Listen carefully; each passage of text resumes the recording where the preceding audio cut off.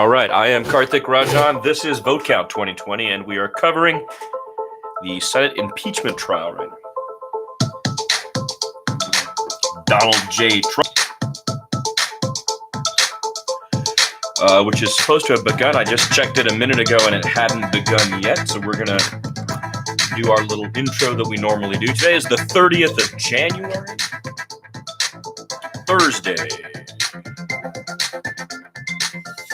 There are 278 days until Election Day. 278 days until we vote for President of the United States of America. This is Vote Count 2020, where we will be covering the electorate. This impeachment thing is kind of dropped in here, but normally we'll be talking about the mechanics of voting, how we vote, where we vote. You can follow me at a clearinghouse that's about this at Vote Count 2020 on Twitter, where I'm retweeting and finding people who are talking about the mechanics of voting and following a few people. It's just going to be open this 1 year during the election. So let's go see if we can find the thing we're here to do, which is impeach Donald J. Trump for abuse of power, violation of his oath, and behavior unbefitting the President of the United States. The Senate trial, which began earlier this month after being brought to the Senate by the congressional members who were part of the House inquiry, have been actively involved in this situation for, something like 10 days. This is day 10. In 1979. Brought to us by C-SPAN. The managers and the defense team come to the center there right in front of the dais. Chief Justice John Roberts will enter from that left side. We can see the House chaplain, Barry Black, on the right-hand side of the screen, and things are about to get underway here shortly.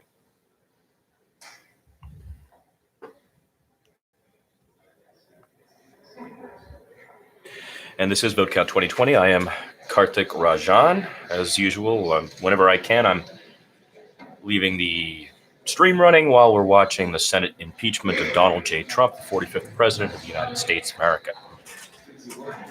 Heard my sweatshirt here, but love to John Boy.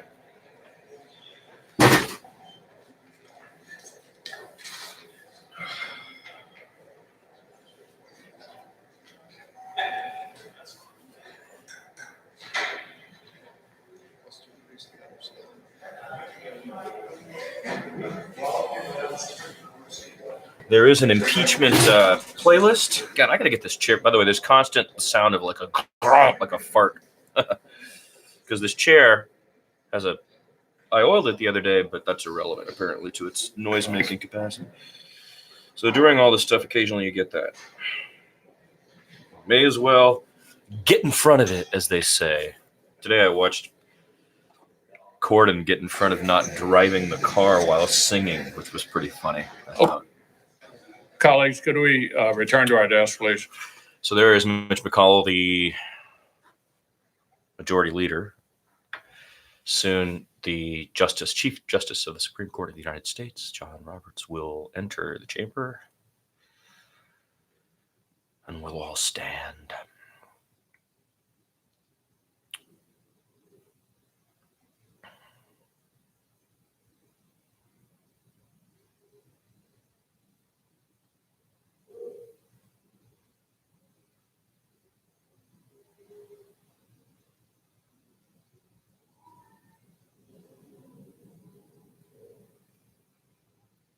All rise.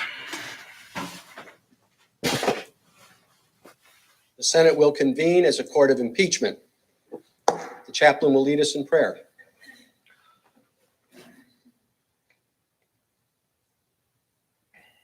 Let us pray.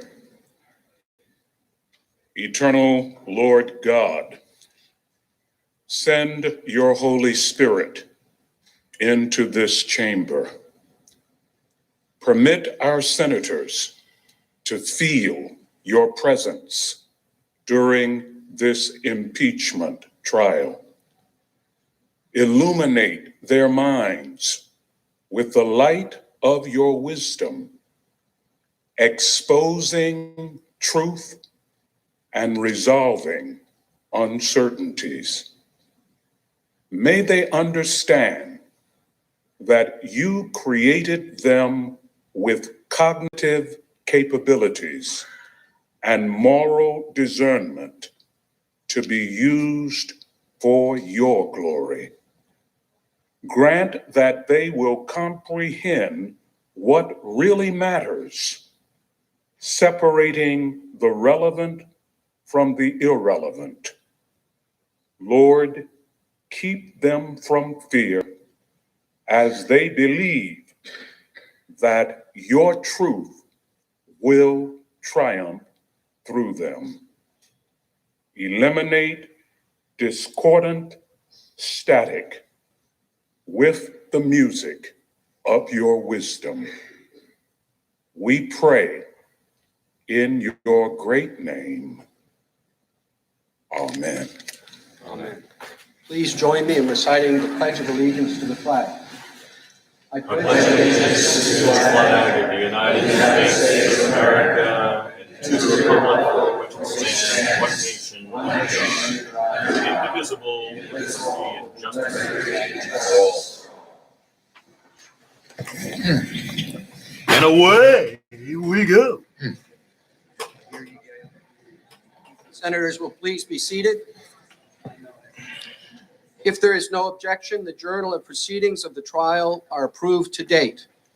The Deputy Sergeant at Arms will make the proclamation. Hear ye, hear ye, hear ye. All persons are commanded to keep silent on pain of imprisonment while the Senate of the United States is sitting for the trial of the articles of impeachment exhibited by the House of Representatives against Donald John Trump, President of the United States. Mr. Chief The Justice, majority leader is recognized. the Senate will conduct another question and answer period today. We were able to get through nearly 100 questions yesterday. Wow. Senators posed constructive questions and the parties were succinct and responsive. So I'd like to compliment all who participated yesterday. We will again break every 2 to 3 hours and look to take a break for dinner around 6:30. We've been respectful of the Chief Justice's unique position in reading our questions, and I want to be able to continue to assure him that that level of consideration for him will continue. Mr. Chief Justice. Oh, the Senator from Washington. Mr. Chief Justice, I send a question to the desk for the House managers. Thank you.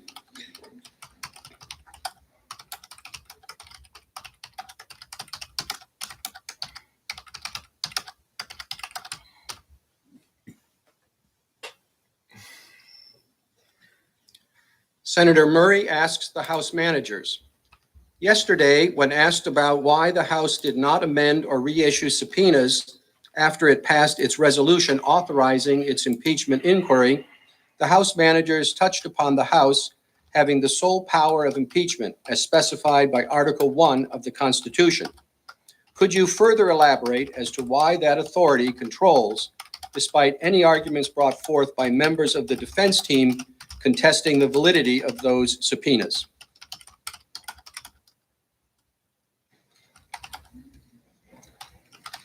Mr. Chief Justice and Senators, that's a good question.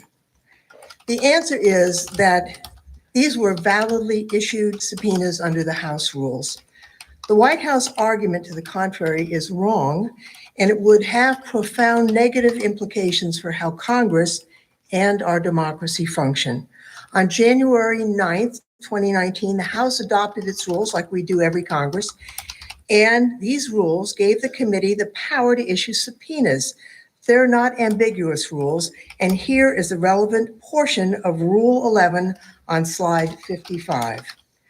The House's standing rules give each committee subpoena power for the purpose of carrying out any of its functions and duties as it considers necessary.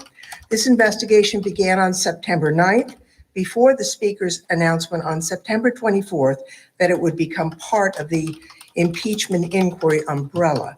The president doesn't dispute that the subpoenas issued by these committees were fully within their respective jurisdiction. The argument is that somehow, by declaring that this investigation also falls under an inquiry to consider articles of impeachment, which gives Congress actually greater authority, that somehow it nullifies the traditional oversight authority. This just doesn't make any sense. Now, the president counters that we have to take a full vote on impeachment first because that's what's been done in the past. In the Nixon inquiry, however, the Judiciary Committee needed a House resolution to delegate subpoena power, and that's different than the committee standing rules today. Precedent actually compels the opposite conclusion.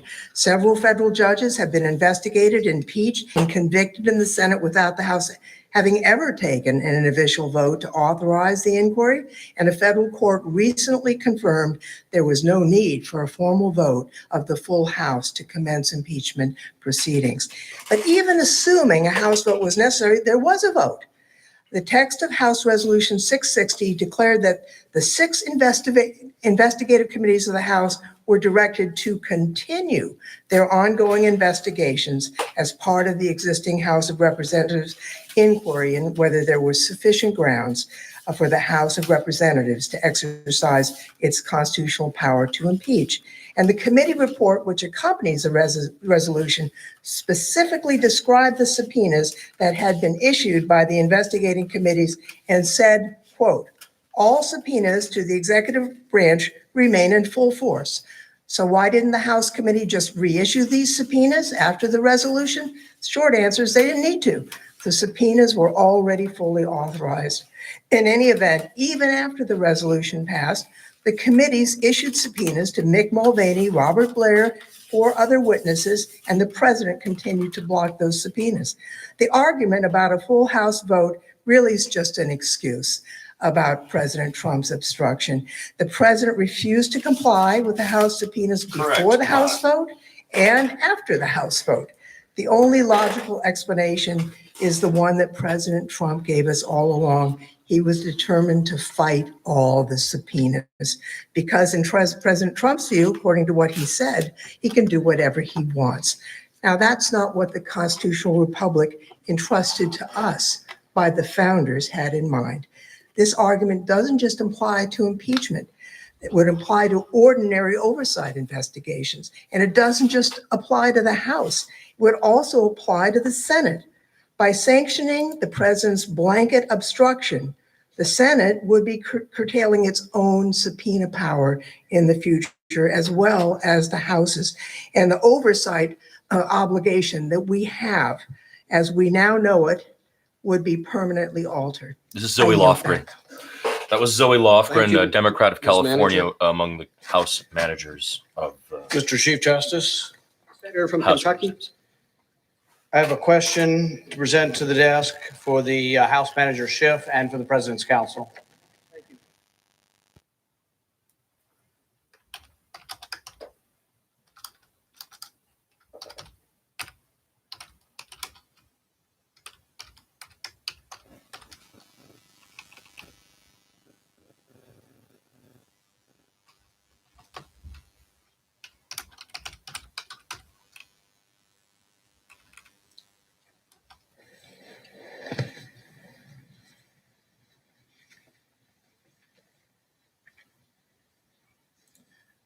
The presiding officer declines to read the question as submitted. Whoa. Mr. Chief Justice, The senator from Wisconsin. Mr. Chief Justice, I send a question to the desk. Thank you. What just happened? What just happened? The presiding officer declines to read it. The Chief Justice, John Roberts, just declined to read the question put forward by the Republican from Kentucky. There is a moment of silence and quiet as the mics are turned off. The question from Senator Baldwin is addressed to House managers. Given that the White House counsel could not answer Senator Romney's question that asked for the exact date the president first ordered the hold on security assistance to Ukraine, what witness or witnesses could answer Senator Romney's question?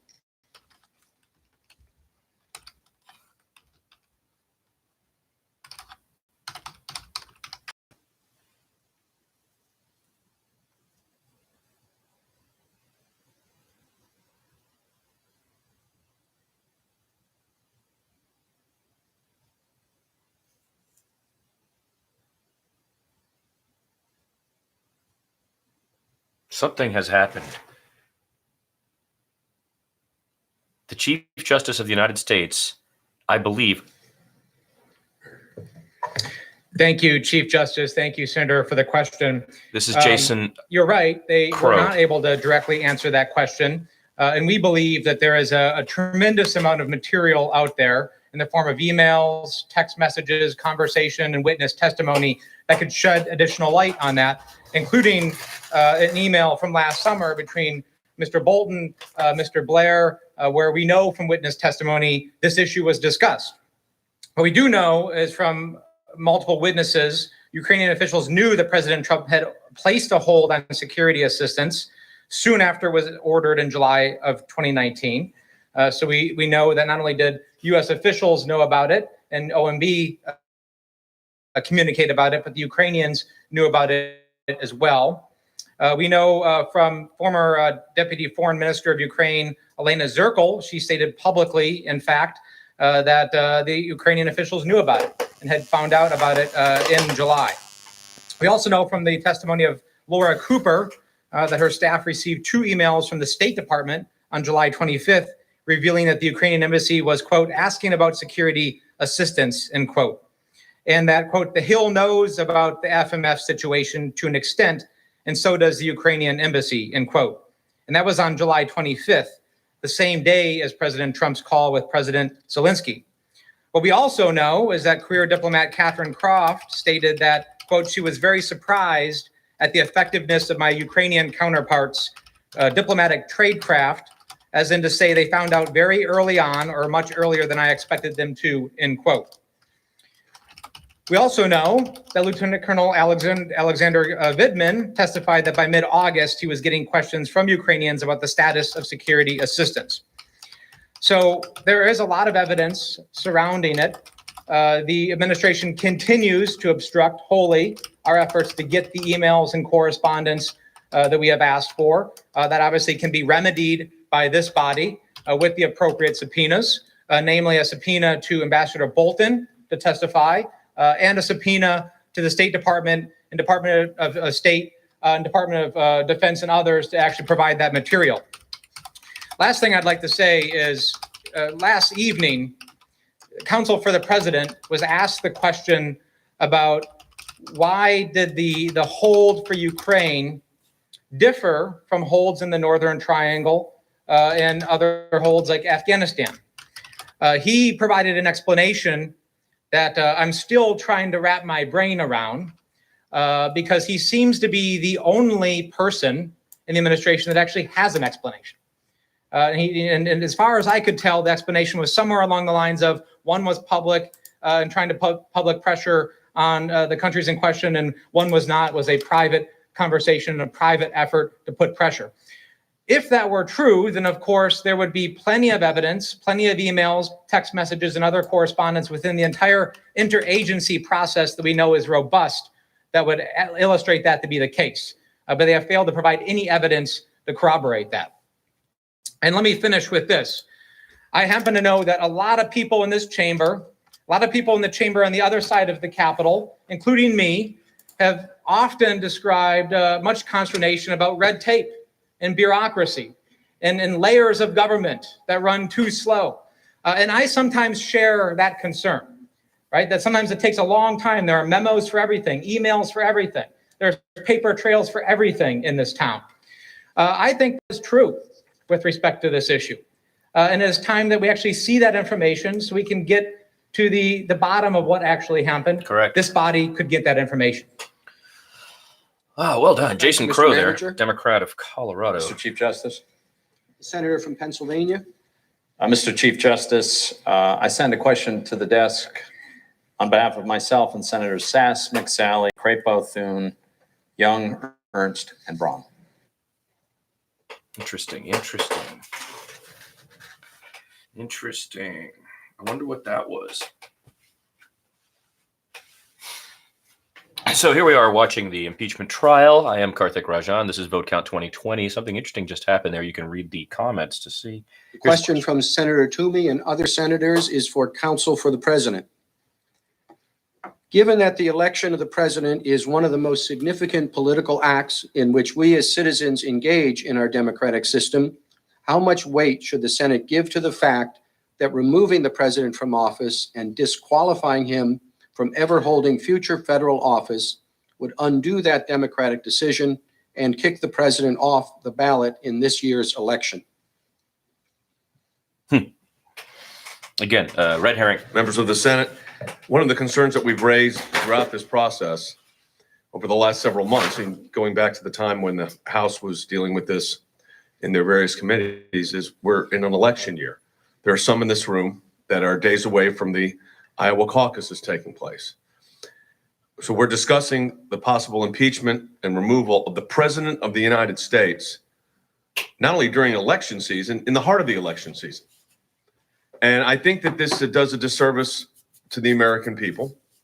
Again, we think the basis upon which this is moved forward is irregular, to say the least.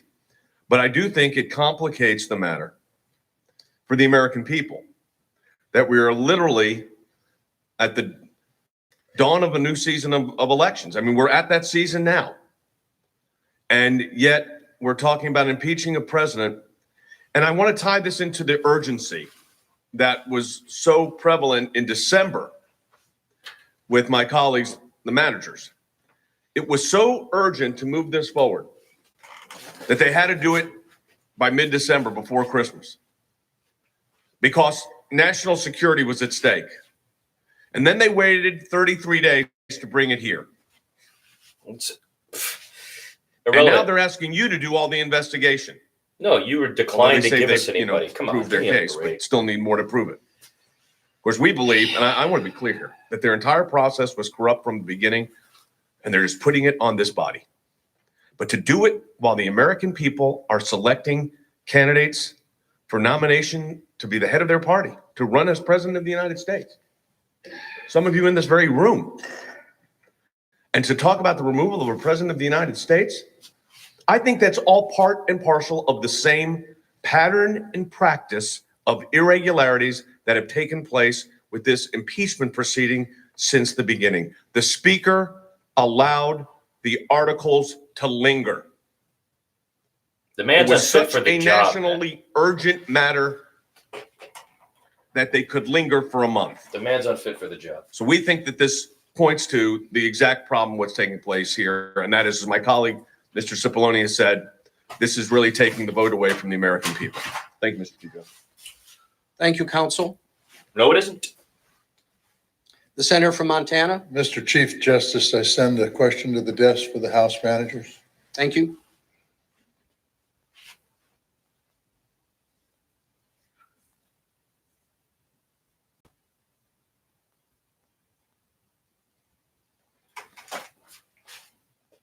Senator Tester asks the House managers.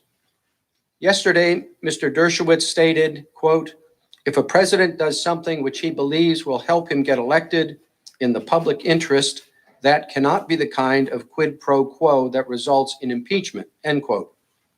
Do you believe there is any limit to the type or scope of quid pro quo a sitting president could engage in with a foreign entity, as long as the intent of the sitting president is to get reelected in what he or she believes is in the public's best interest? Hello, thank you. We're asking the council of the president this exactly. If that's what you think, then you're out of your minds. Why would we give you the keys to this? No. They asked Justice Senator, the managers. there is no limiting principle to the argument that we heard last night from the president's team. That is, if there's a quid pro quo that the president believes will help him get reelected, and he believes his reelection is in the national interest, then it doesn't matter how corrupt that quid pro quo is.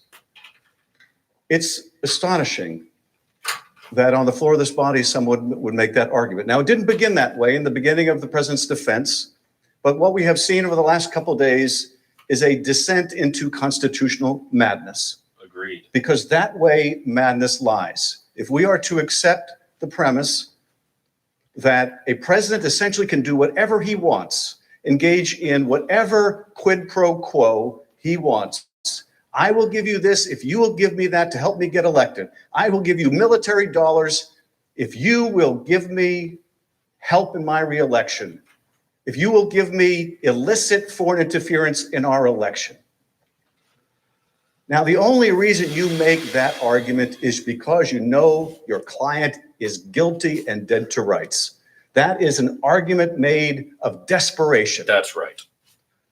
Now, what's so striking to me is almost half a century ago, we had a president who said, well, when the president does it, that means it is not illegal. That, of course, was Richard Nixon. Watergate is now 40 to 50 years behind us. Have we learned nothing in the last half century? Have we learned nothing at all? It seems like we're back to where we were. The president says it, it's not illegal. Or Donald Trump's version, under Article 2, I can do whatever I want. Or Professor Dershowitz's point, if the president believes it helps his reelection, it is therefore in the national interest.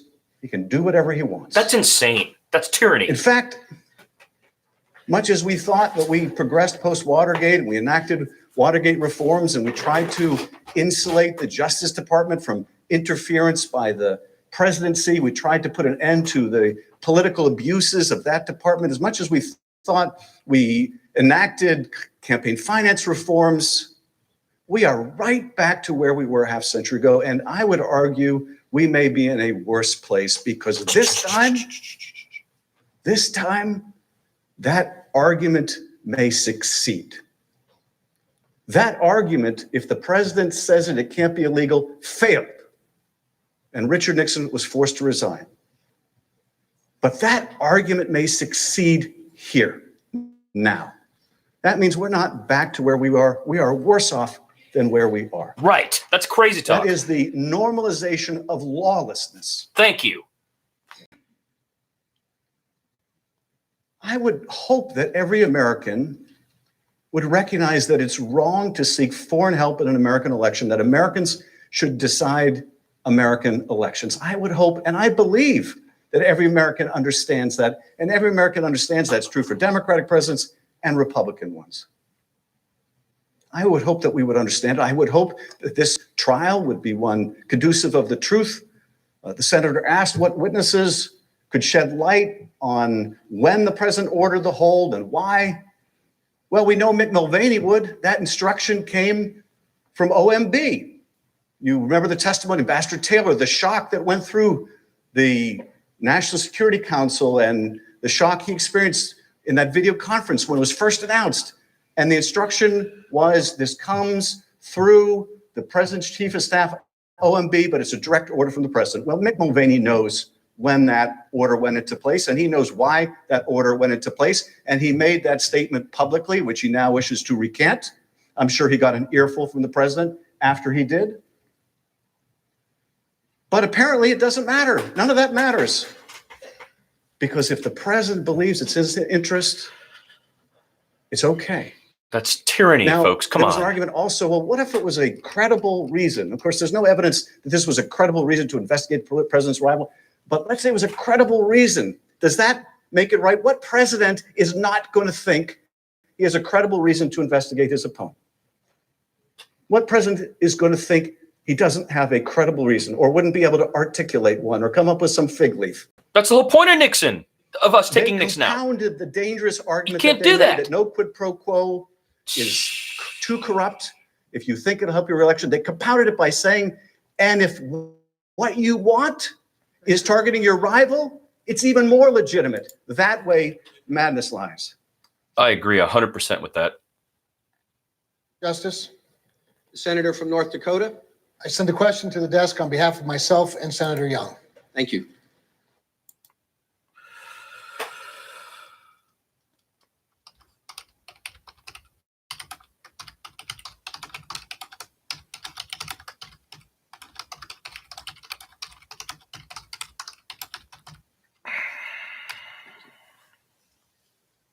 The question from Senator Kramer and Young is for the counsel for the president. Manager Schiff regularly states that if the president is innocent, he would agree to all of the witnesses and documents that the managers want. Is the president the first innocent defendant not to waive his rights?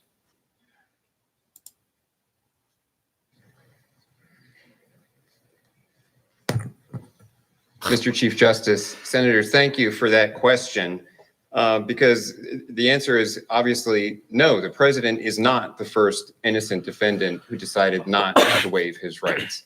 And I think it is striking and shocking that one of the arguments that has been repeatedly deployed by the House managers throughout these proceedings, we heard Manager Nadler say, only the guilty hide evidence. Only the guilty don't respond to subpoenas. And Manager Schiff say that this is not the way innocent people act. Well, of course, that's contrary to the very spirit of our American justice system, where Innocent, people right, have rights, guilty, right. and asserting those rights cannot be interpreted as an indication of guilt. That's a good point. Innocent That is until proven expressly guilty. forbidden Right, by the laws and by the Constitution.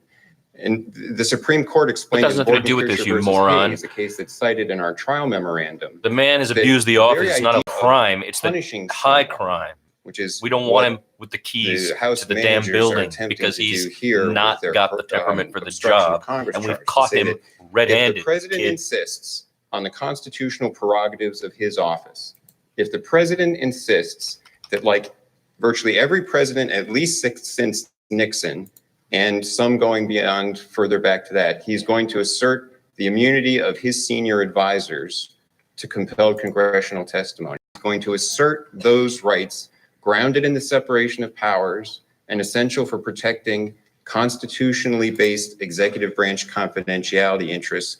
We're going to call that obstruction of Congress and impeach him. And it's this fundamental theme running throughout both their obstruction charge and their arguments generally here, that if the president stands on his constitutional rights, if he tries to protect the institutional prerogatives of his office, which he is duty bound to do for future occupants of that office, that's somehow an indication of guilt and shows that he ought to be impeached. And that's fundamentally antithetical to the American system of justice and to our principles of due process, to our principles of acknowledging that rights can be defended, that rights exist to be defended, and asserting those rights cannot be treated either as something punishable or as evidence of guilt.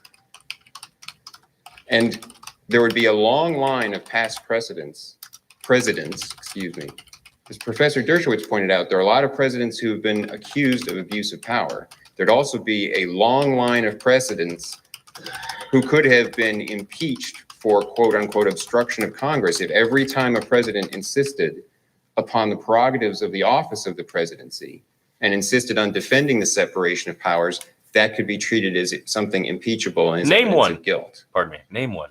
President Obama himself refused to turn over a lot of documents to the House in the Fast and Furious investigation. His attorney general was held in contempt. But no one thought that that was an impeachable offense. So the concept of saying that when the president asserts constitutionally grounded prerogatives of his office, that is evidence of guilt, is a completely bogus assertion. It's contrary to all the principles of our American justice system and to fundamental principles of fairness, and it ought to be rejected by this body. Thank you. Thank you, counsel. Mr. Chief Justice. The senator from Alabama. Thank you, Mr. Chief Justice. I send a question to the desk. Thank you.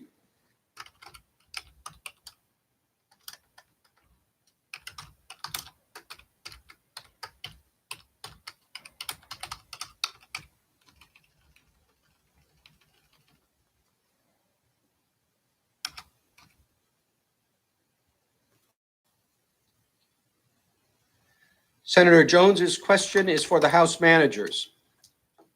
Aside from the House's constitutional impeachment authority, please identify specifically which provision or provisions, if any, in the House rules or a House resolution authorize the subpoenas issued by the House committees prior to the passage of House Resolution 660. In addition, please list the subpoenas that were issued after House Resolution 660.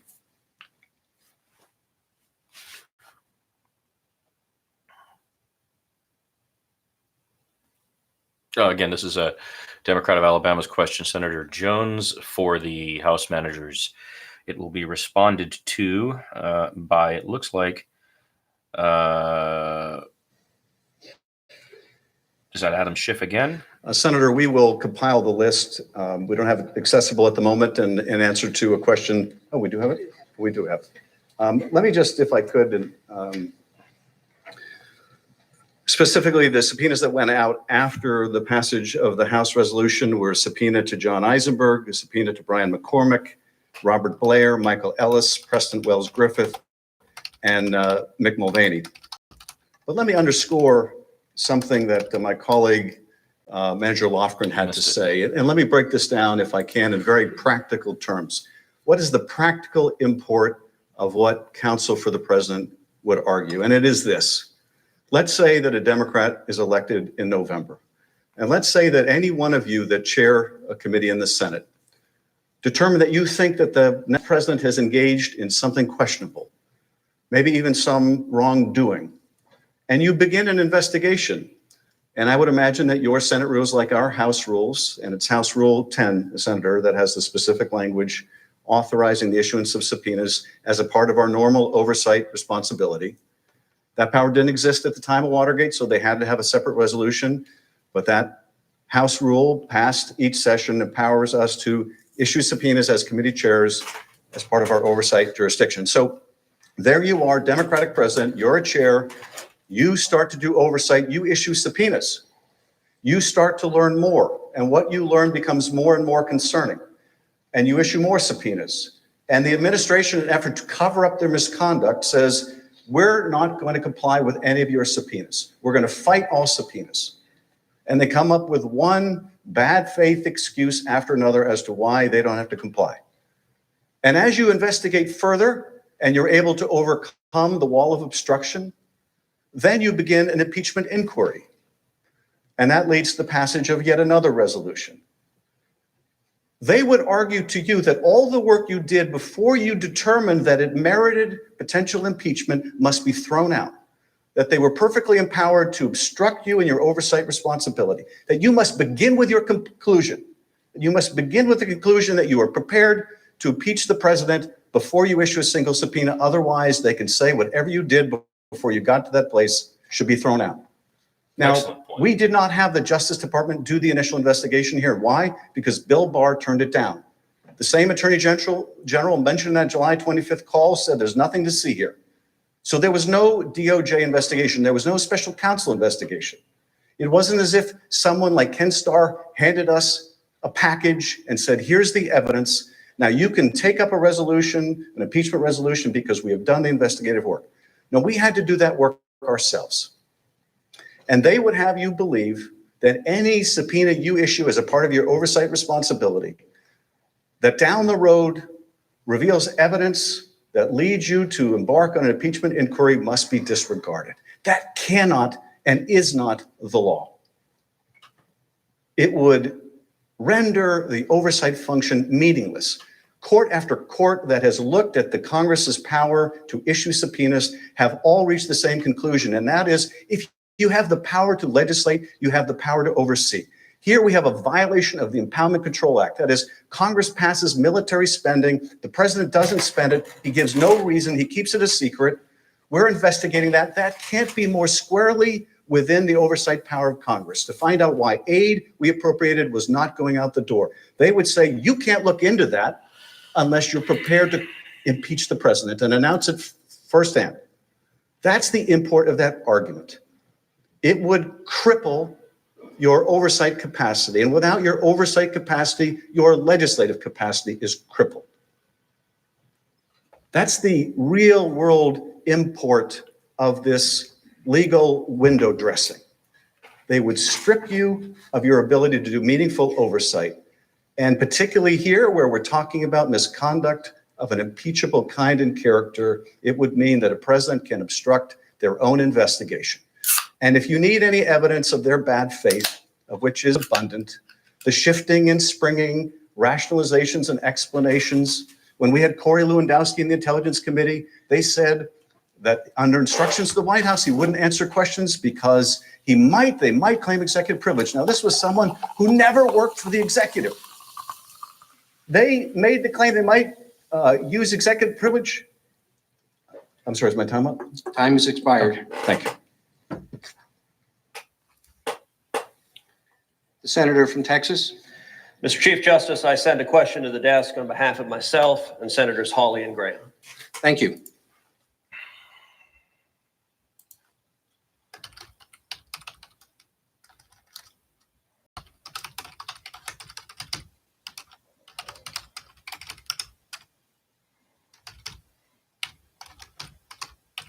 The question from Senator Cruz, along with Senators Hawley and Graham, is for both sides, the counsel for the president and the House managers. Yesterday, Manager Demings refused to answer whether Joe Biden sought any legal advice concerning his conflict of interest on Burisma, the corrupt Ukrainian company that was paying his son Hunter $1 million per year. Red herring. USA Today reported that when asked about it, Vice President Biden said, excuse me, quote, he hadn't spoken to his son Hunter Biden about his overseas business, end quote. That account was contradicted by Hunter Biden, who told the New Yorker that he told his father about Burisma and, quote, Dad said, I hope you know what you're doing, and I said, I do. Why do Joe and Hunter Biden's stories conflict? Did the House ask either one that question? God, I hope they sent Val Demings out The White there. House counsel goes first.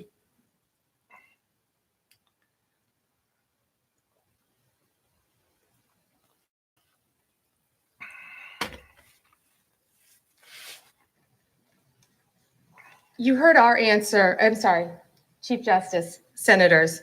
Senators, you heard our answer regarding that yesterday, but it is very interesting that he said he never spoke to his son about overseas dealings. His son said different things. Joe Biden was the point man for Ukraine, investigating at the time Ukrainians were a corrupt company, Burisma, and Zlochevsky, its owner, an oligarch who by all media accounts we've discussed was extremely corrupt. Hunter Biden is paid $83,000 a month to sit on that board with no experience in energy, no experience in the Ukraine. So now you're arguing that he did do it. And we clearly know that he had a very fancy job description. Wow. And he did none of those things. He attended 1 or 2 board meetings, one in Monaco, and then he went on a fishing trip with Joe Biden's family in Norway. The entire time, Joe Biden knows that this oligarch is corrupt. Everyone knows that. There are news reports everywhere. No one will dispute that.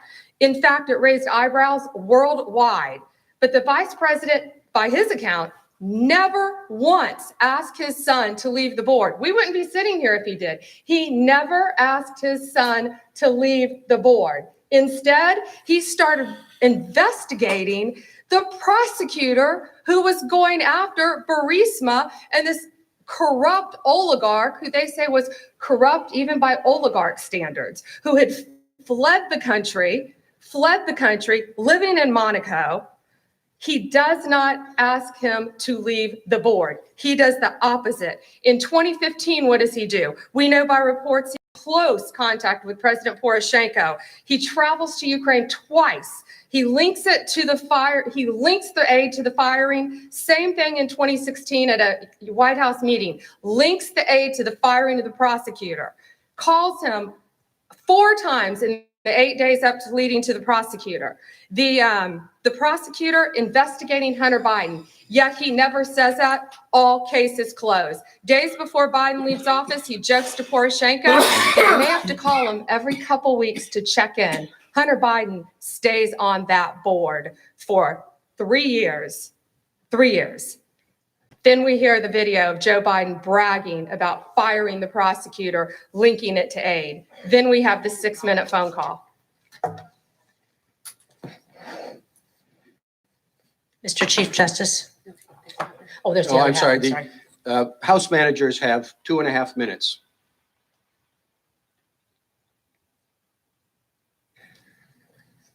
Mr. Chief Justice, and to our senators. Senators, thank you so much for that question. I know you Val have Demings of asked about a conversation between a father and his son.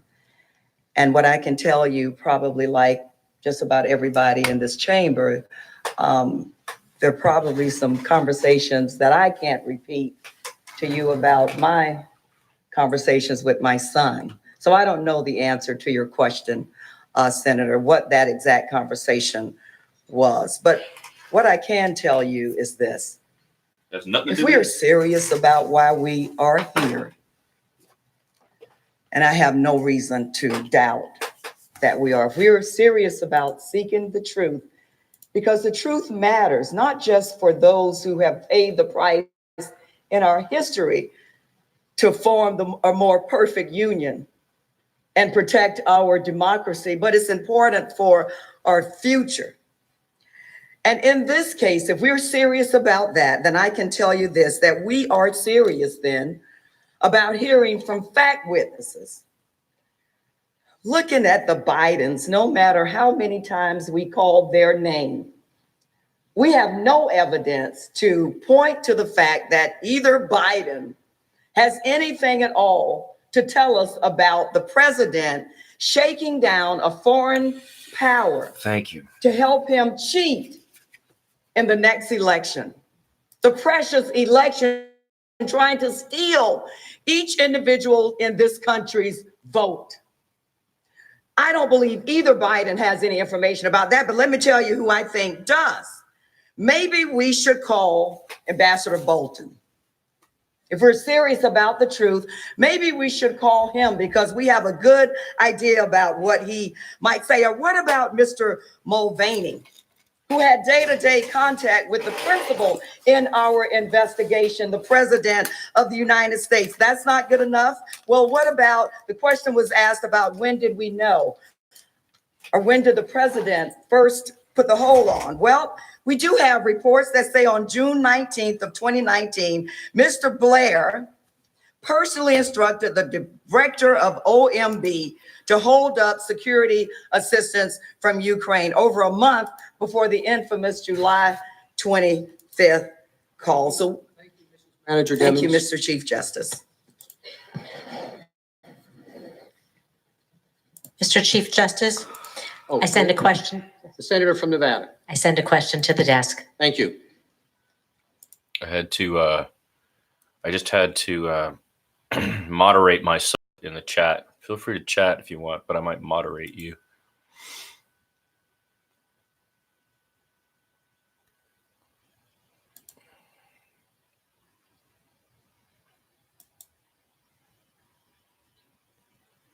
The question from Senator Rosen is addressed to the House managers. Over the course of your arguments, you have tried to make a case that the president put his personal interests over those of the nation, risking our national security in the process. What precedent do you believe the president's actions set for future presidents? Well, that's the thing, isn't it? Must be stopped.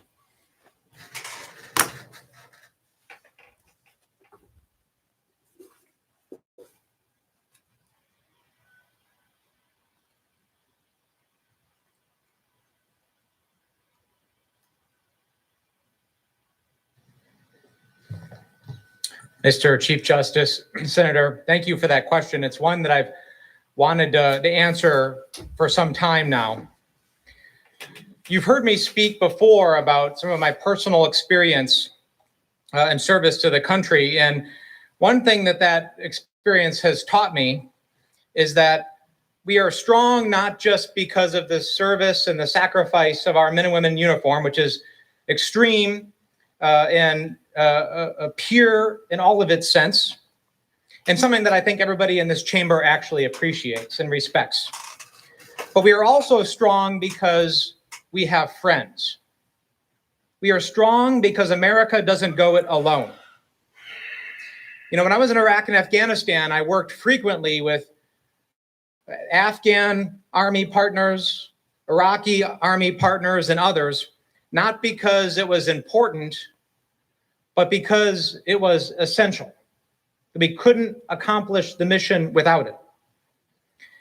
But if those partners feel like our policies, what we say publicly, don't matter, if they feel like we are not a reliable and predictable partner, if they feel like the American handshake isn't worth anything, then they will not stand by us. They will not stand by us. This is a good policy argument. And for over 70 years, since the end of World War II, the partnerships, the alliances that we have built, that we have strived to create, that has ushered in an unprecedented period of peace and prosperity throughout the world, will start to fray, because the American handshake will not matter. Huh. Ukraine. And Trump's the guy we're sending I around. started to learn that. Our 68,000 troops throughout Europe deserve better, because every day they get up and they do their job, the job that we have asked them to do. And they rely on our consistency, our predictability. They rely on the interest being in the national interest, not the whims and the personal interest of the president, whether that be President Trump or any other president. It will continue to call into question our broader alliances. And it will send a message that the American handshake doesn't matter. We have a slide that shows the evolution of some of the different arguments that we've seen on the other side that I think is important to see.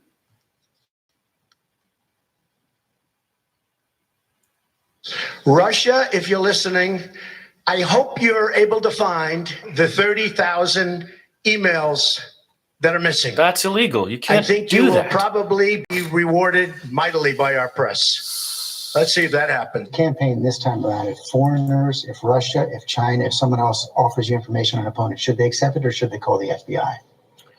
I think maybe you do both. I think you might want to listen. There's nothing wrong with listening. If somebody called from a country, Norway, we have information on your opponent. Oh, I think I'd want to hear it. You want that kind of interference in our elections? It's not an interference. They have information. I think I'd take it. Let's move to the third excerpt that I mentioned related to Vice President Biden. And it says, the other thing, there's a lot of talk about Biden's son. This is President Trump speaking, that Biden stopped the prosecution, and a lot of people want to find out about that. So whatever you can do with the attorney general would be great. Biden went around bragging that he stopped the prosecution. So if you can look into it, it sounds horrible. Well, I would think that if they were honest about it, they'd start a major investigation into the Biden. It's a very simple answer. If we feel there's corruption, like I feel there was in the 2016 campaign, there was tremendous corruption against me. If we feel there's corruption, we have a right to go to a foreign country. And by the way, likewise, China should start an investigation into the Biden. Because what happened in China is just about as bad as what happened with Ukraine. The people deserve to know what happened. The American people deserve to know when they go to bed tonight that there's a president that has their interests in mind, that will put the national security of the country above his own political self-interest. The American people deserve answers, and yes, it is still a good time to call Ambassador Bolton to testify. Wow, well Thank done, you, Mr. Jason. Manager. That was Jason Crow, Democrat of Colorado, speaking for the House Senator from Managers. Ohio. Mr. Chief Justice, I send a question to the desk on behalf of myself, Senators Toomey, Cornyn, Crapo, Ernst, and Moran. Thank you. I'm going to stop tagging this. If you're paying attention, I'm assuming you're hearing it.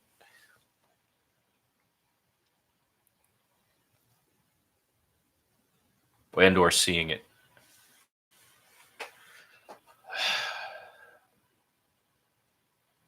The question from Senator Portman and the other senators is for the counsel for the president. I have been surprised to hear the House managers repeatedly invoke constitutional law professor Jonathan Turley to support their position, including playing a part of a video of him. Isn't it true that Professor Turley opposed this impeachment in the House and has also said that abuse of power is exceedingly difficult to prove alone without any accompanying criminal allegation? Abuse of power has never been the sole basis for a presidential impeachment and was not proven in this case? Excellent question. That is an excellent question. It's going to the council, though, for the president. Mr. Chief Justice, Senators, thank you for that question. Excellent. And that is exactly correct. Professor Turley was very critical of the entire process in the House and of the charges that the House Democrats were considering here, both the abuse of power charge and the obstruction charge.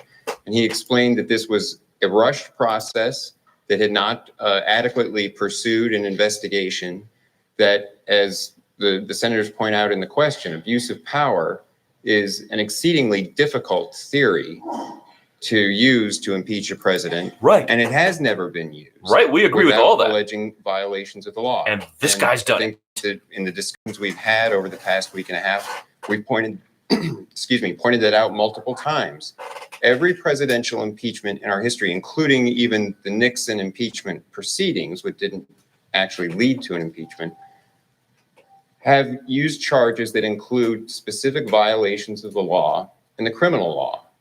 Andrew Johnson was charged mostly in counts that involved violation of the Tenure of Office Act, which the Congress had specifically made punishable by fine and imprisonment, and even wrote into the statute that violation would constitute either a high crime or a high misdemeanor, but one of those terms to make it clear that it was going to be used to trigger an impeachment.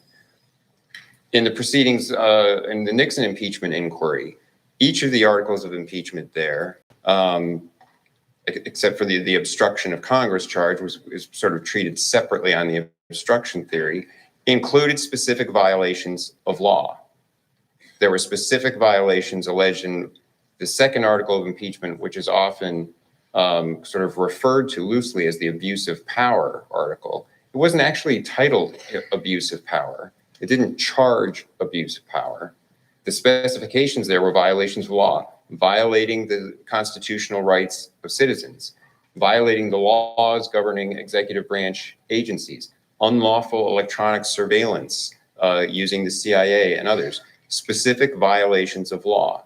And clearly in the Clinton impeachment, President Clinton was impeached for perjury and obstruction of justice. Those are crimes. And while Professor Turley does not take the view that a crime is necessarily required, he pointed out here that there was not nearly a sufficient basis and not nearly a sufficient record compiled in the House of Representatives to justify an abuse of power charge. He also was very critical of the obstruction of Congress theory. And he pointed out that it would be an abuse of power by Congress under these circumstances, where Congress has simply demanded information, gotten a refusal from the executive branch based on constitutionally based prerogatives of the executive, a refusal to provide that information, than to simply go straight to impeachment without going through the accommodations process, without considering contempt, without going to the courts. That was Professor Turley's view, how incrementally the House of Representatives would have to proceed if they were going to try to reach ultimately some theory of obstruction of Congress. So to cite Professor Turley, it is true that in his academic writing and in his testimony, he did not adopt the view that you must have a crime and only a crime as the charge for an article of impeachment. He still thought that neither of the articles of impeachment here could be justified or were sufficient or could be used to impeach the president, both the abuse of power article and the obstruction article. So taking snippets out of what he said really does an injustice to the totality of his testimony, because the totality of his testimony was entirely against what the House ended up doing here. Thank you. Thank you, counsel. The senator from Ohio. Mr. Chief Justice, on behalf of Senator Wyden and myself, I send a question to the desk for the House managers. Thank you.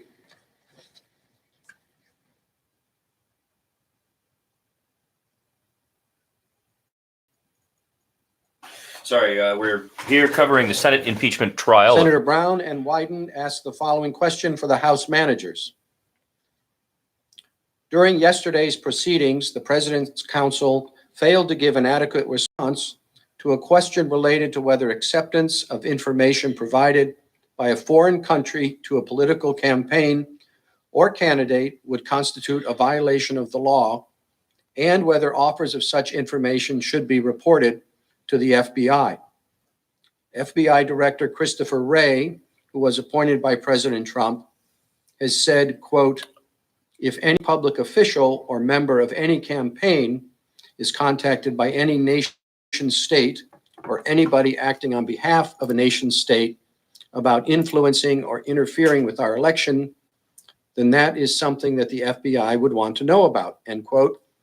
"And we'd like to make sure people tell us information promptly so that we can take the appropriate steps to protect the American people," end quote.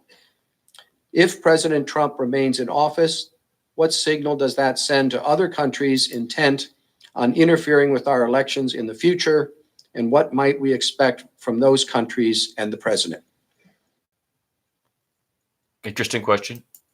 Now we're getting why we want Ray. That's a person we wanted to subpoena.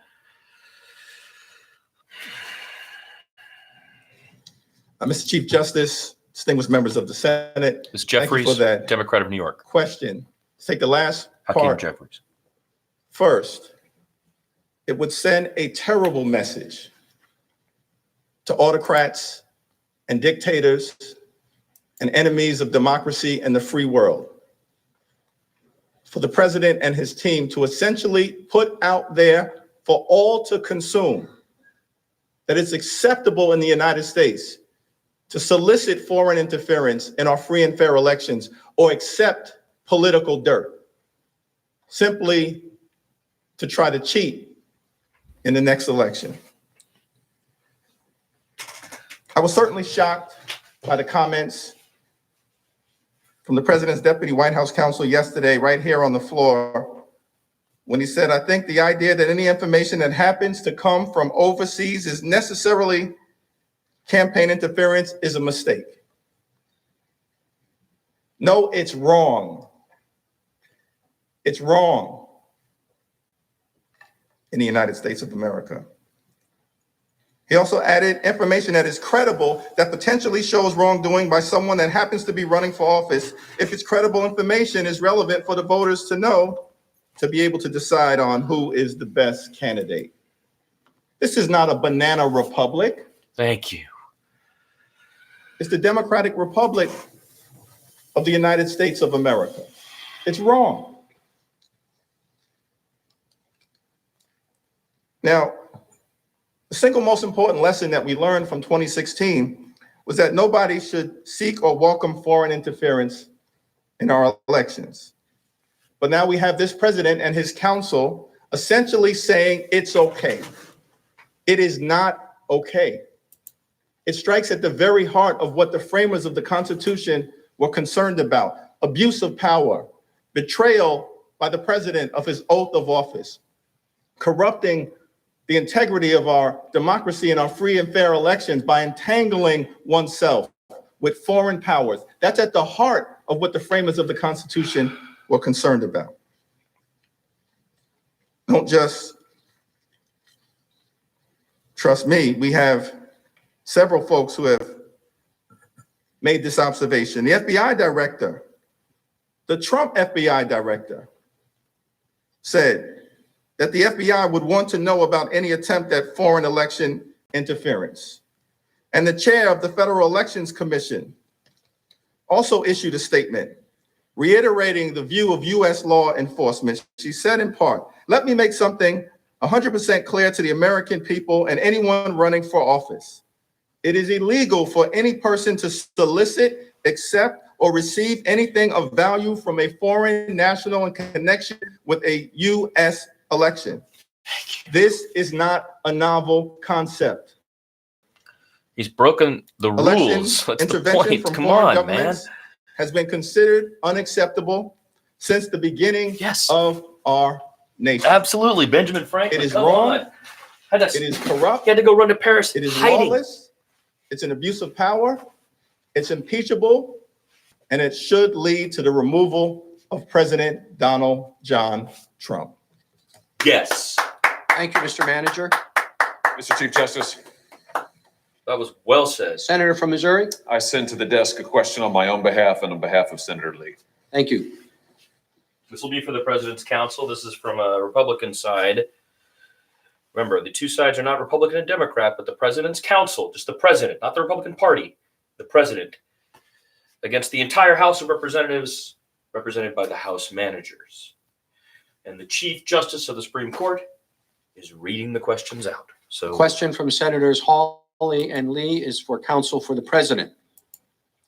United States federal courts have held, most prominently in the Blagojevich case, that it is not unlawful for a public official to condition his official acts on official acts performed by another public officer.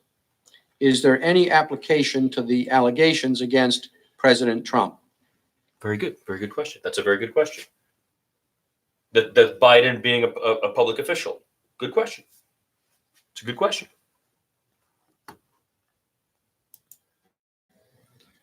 Mr. Chief Justice, Senators, thank you for that question. I think an important threshold point to make here is that we're not even in the realm of exchanging official acts because there's been no proof of a quid pro quo. Oh, come on. We're not in the realm of a See, that's the situation where personal there's one lawyer. official act being traded for another.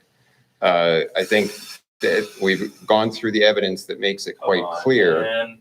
that Give me a break. both with respect to a meeting with the president, a bilateral meeting, and with respect to the temporary pause on the security assistance, the evidence just doesn't stack up to show that President Trump linked either of those.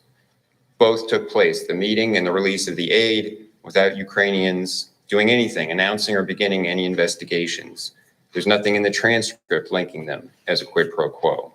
The Ukrainians didn't even know that there had been a temporary Not pause true. on That's- the aid. That's not true. And I could That's go on with the patently list of not true. points on that. And we've I think if proven there it. You can't go on and were on. any application You're using hypothetically, only the record. it would come in the realm of the fact that in foreign policy, It's not true. there are situations where there can be situations where one government wants some action from another and wants that action from another in a way that will condition other policies of one country. You can say, we would like you, and this happens, for example, with the Northern Triangle countries. We want you to do more to stop the flow of illegal immigration. We're going to be conditioning some of our policies towards you unless and until you start doing a better job stopping the flow of illegal immigration, because it's a real problem on our southern border. That happens all the time. And when there's something legitimate to look into, there could be a situation where the United States would say, you've got to do better on corruption. You've got to do better on these specific areas of corruption, or we're not going to be able to keep having the same relationship with you.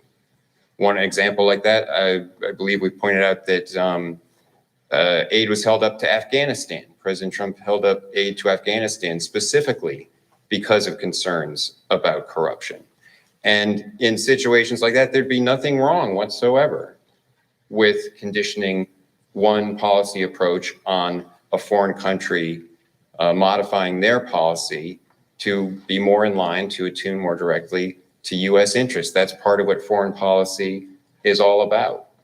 And that could arise in the situation of even investigations. And I think it's interesting to point out that in May of 2018, 3 Democratic senators sent a letter to the then prosecutor in Ukraine suggesting that we've heard some things that you might not be cooperating with the Mueller investigation. And there is sort of an implicit indication behind the letter that there's not going to be as much support for Ukraine. This is something that's important. You've got to be helping with that election. And there's nothing wrong with encouraging the prosecutor general to assist with something that's important to the United States. That's part of foreign policy, happens all the time. So to the extent that that case, the Blagojevich case is relevant, I think it is in the general concept that were there some linkage between we want your country to pursue these policies, it's going to affect our policies towards you, that's entirely legitimate. That's not something that is a Sure, it has violation of nothing any to law do with or is asking to improper. investigate your But again, I come opponent, back though. to the point that here, there is no Not good. proof of that Not linkage. good, man. There is no Not proof that there was good. any sort of, as we've I come don't to buy call it, that. quid pro quo in this case. Thank you. Ah, the lawyers for the Thank you, president counsel. are just some double talking fellas there, let me tell you. Senator Washington? Mr. Chief Justice, I send a question to the desk. Thank you. The dasher has changed like 3 times on my food here. I don't know what's going on. I should put my phone on. Senator Cantwell's question is for the House managers. In his opening remarks, Chairman Schiff said the Ukraine scheme was expansive and involved many people. Is there any evidence that acting White House Chief of Staff Mick Mulvaney, Secretary of State Pompeo, Attorney General Barr, or anyone on the outside were involved in this scheme to withhold military aid or obstruction of Congress?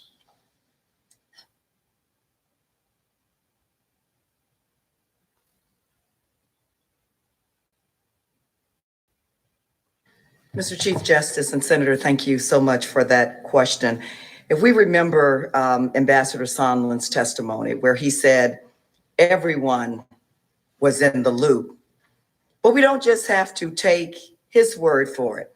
During his hearing, Mr. Sondland discussed a July 19th email he sent to the president's top aides, including Secretary Mike Pompeo, Acting Chief of Staff Mick Mulvaney, Mr. Mulvaney's Senior Advisor Robert Blair, Secretary Rick Perry, and Brian McCormick, Secretary Perry's Chief of Staff. We'd like to call all And of we them, should at please. least start with, if we're serious about getting to the truth, issuing a subpoena for State Department emails. If you'll pay attention to the slide, in the email, Sondland stated, quote, "I talked to Zelensky just now.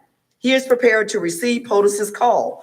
We'll assure him that he intends to run a fully transparent investigation and will turn over every stone. He would greatly appreciate a call prior to Sunday so that he can put out some media about a friendly and productive call, no details."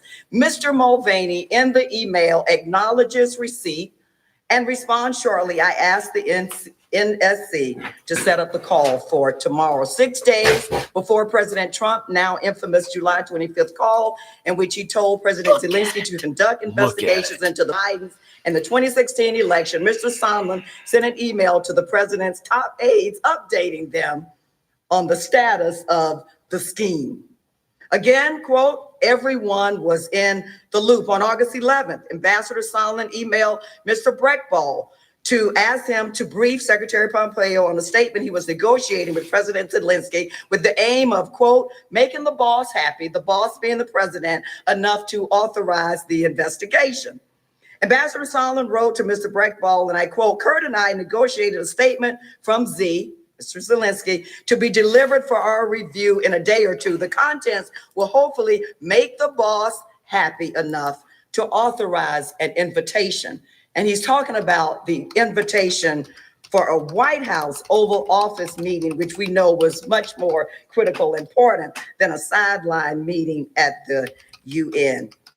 Yet further evidence, and I quote, "Everyone was in the loop." Attorney General Barr reportedly responded at some point, and there was a New York Times article that was done, and Attorney General Barr responded to that article by stating that he was aware of DOJ investigations into some countries and that he was concerned President Trump was giving world leaders the impression he had undue influence over what would ordinarily be independent investigations. He cited conversations the president had with leaders of Turkey and China, further demonstrating that there was concern about the president abusing the power of his office for personal political reasons. Again, it proves that everybody was in the loop, and we should want to subpoena and review those emails involving the State Department and others. Well Thank you, done. Mrs. Manager. Mr. Chief Justice. I'll stop editorializing. Senator from South Dakota. I sent a question to the desk on behalf of myself and Senators Moran, Daines, Ernst, Scott of Florida, and Crapo. Thank you.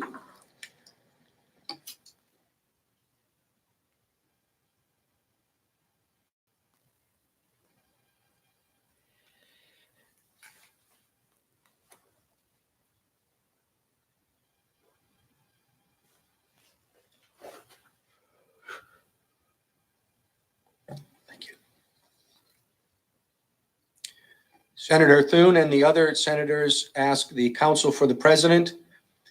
On March 6, 2019, Speaker Nancy Pelosi said, quote, "Impeachment is so divisive to the country that unless there's something so compelling and overwhelming and bipartisan, I don't think we should go down that path because it divides the country," end quote.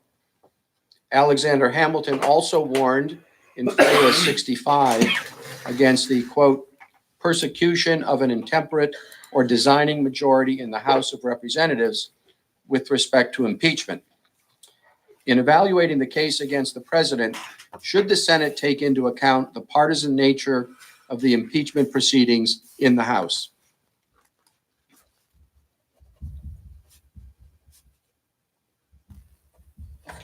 Thank you, Mr. Chief Justice, members of the Senate. Absolutely, you should take that into account. That's dispositive. That should end it. Based on the statements that we heard the last time from our friends on the Democratic side, that's a reason why you shouldn't have an impeachment.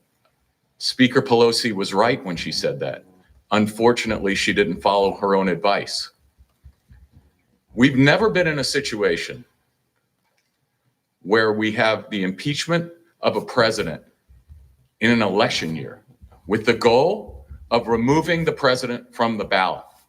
As I've said before, that is the most massive election interference we've ever witnessed. It's domestic election interference. It's political election interference, and it's wrong.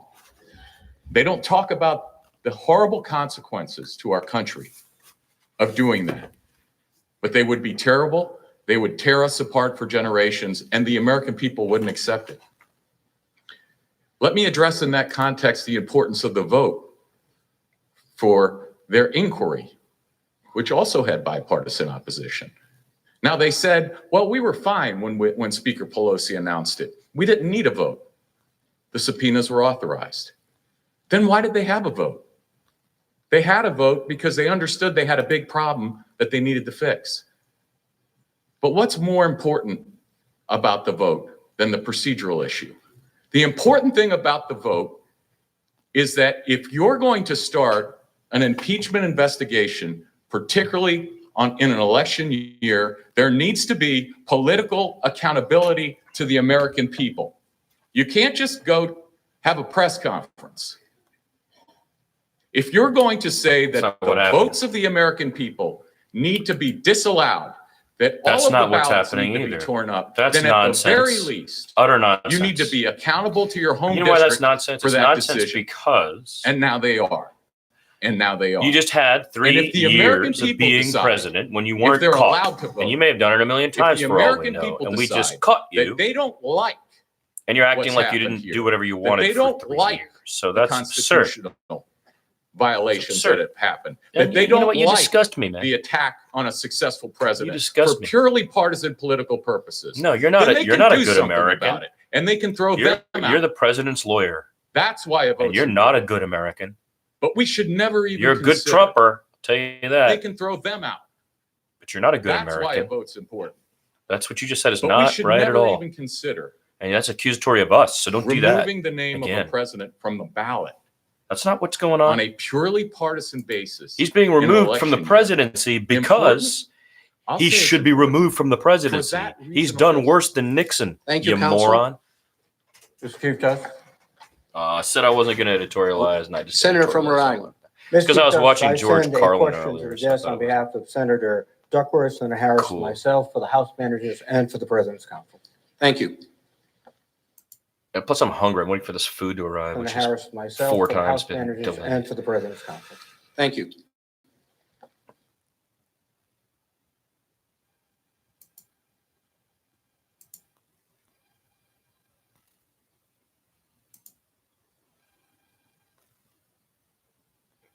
It's enraging when they do that. The question from Senator Reed and the other senators is for both parties, beginning with the House managers. It has been reported that President Trump does not pay Rudy Giuliani, his personal attorney, for his services. Can you explain who has paid for Rudy Giuliani's legal fees, international travel, and other expenses in his capacity as President Trump's attorney and representative. Okay, I know what we're going to listen to when we get to the first break. When they get to the first break today, I'm going to play you all this clip from Carlin, and I really hope you will check it out. It's pretty good. The short answer to the question is, I don't know who's paying Rudy Giuliani's fees. And if he is not being paid by the president to conduct this domestic political errand for which he has devoted so much time, if other clients are paying and subsidizing his work in that respect, it raises profound questions, questions that we can't answer at this point. But there are some. Counsel for the president says this is a policy dispute. You can't impeach a president over policy. What Rudy Giuliani was engaged in by his own admission has nothing to do with policy. It has nothing to do with policy. And let me mention one other thing about this scheme that Giuliani was orchestrating, and the consequence of the argument that they would make, that it's quid pro quos are just fine. Let's say Rudy Giuliani does another errand for the president, this time an errand in China. This thing just And he says to the Chinese, we will give you a favorable deal with respect to Chinese farmers as opposed to American farmers. We will betray the American farmer in the trade deal, but here's what we want. The quid pro quo is, we want you to do an investigation of the Bidens. You know the one the president's been calling for. They would say that's okay. They would say that's a quid pro quo to help his reelection. He can betray the American farmer. That's okay. That's their argument. Where does that argument lead us? That's exactly the kind of domestic, corrupt political errand that Rudy Giuliani was doing gratis, without payment, at least not payment apparently from the president. Right. That's So crazy. who's paying the freight for it? Well, I don't know who's directly paying the freight for it, but I can tell you the whole country is paying the freight for it. Because there are leaders around the world who are watching this and they're saying the American presidency is open for business. This president wants our help, and if we help him, he will be grateful. He will be grateful. Is that the kind of message we want to send to the rest of the world? That's the result of normalizing lawlessness of the kind that Rudy Giuliani was engaged in. Thank you. I'm sorry, your time has expired. Counsel? Came out of the manager's mouth. Open for business. I'll tell you who was open for business. You don't know who was open for business? When the Vice President of the United States, who was charged by the then President of the United States with developing policies to avoid and assist in removing corruption from Ukraine, and his son was on the board of a company that was under investigation for Ukraine, and you're concerned about what Rudy Giuliani, the president's lawyer, was doing when he was over trying to determine what was going on in Ukraine? And by the way, it's a little bit interesting to me, and my colleague, the Deputy White House Counsel, referred to this. It's a little bit ironic to me that you're going to be questioning conversations with foreign governments about investigations when three of you, three members of the Senate, Senator Menendez, Senator Leahy, and Senator Durbin, sent a letter that read something quickly like this. They wrote the letter to the Prosecutor General of Ukraine.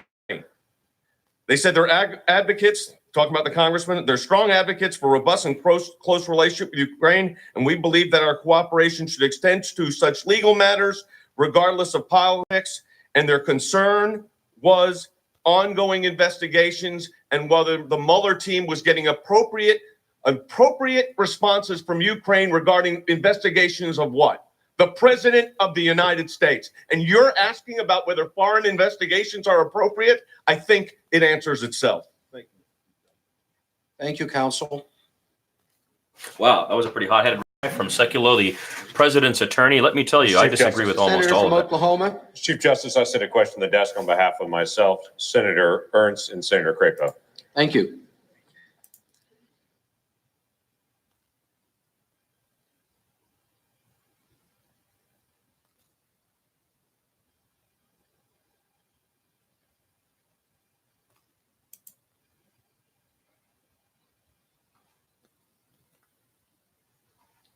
The question from Senator Langford and the other senators is for the counsel for the president.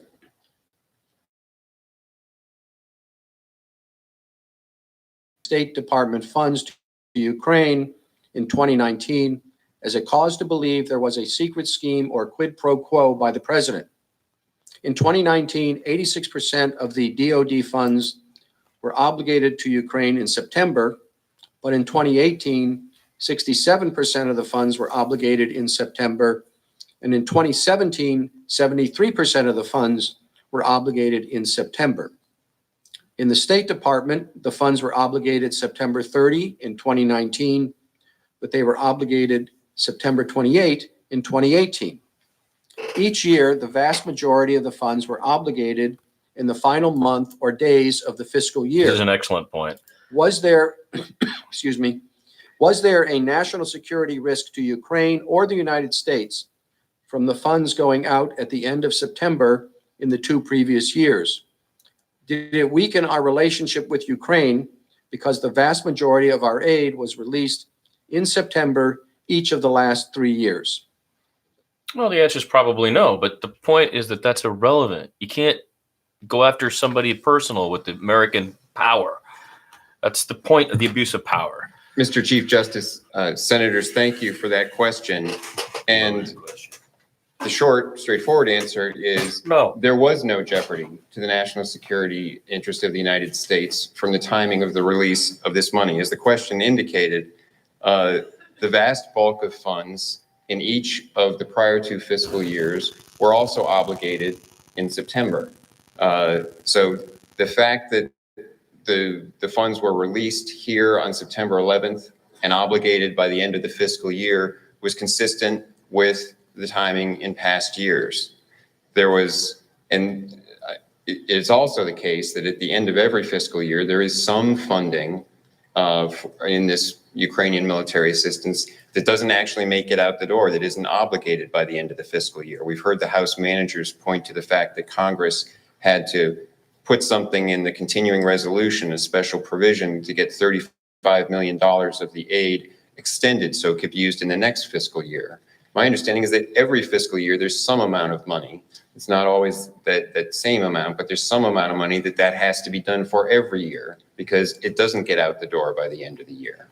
Now, it's not just from the raw data that we can see that the funds went out roughly the same timing towards the end of the year, that therefore it doesn't suggest any great risk to Ukraine or risk to the national security of the United States. We know that from testimony as well. Ambassador Volker testified the brief pause on the aid was not significant. And Undersecretary of State for Political Affairs, David Hale, explained that this is future assistance. And I mentioned this the other day. It's not like this money is being spent month by month to supply current needs in the Ukraine. It's 5-year money. Once it is obligated, it can go to US firms who are providing material to the Ukrainians, and it doesn't get spent down finally and material shipped to Ukraine for a long time.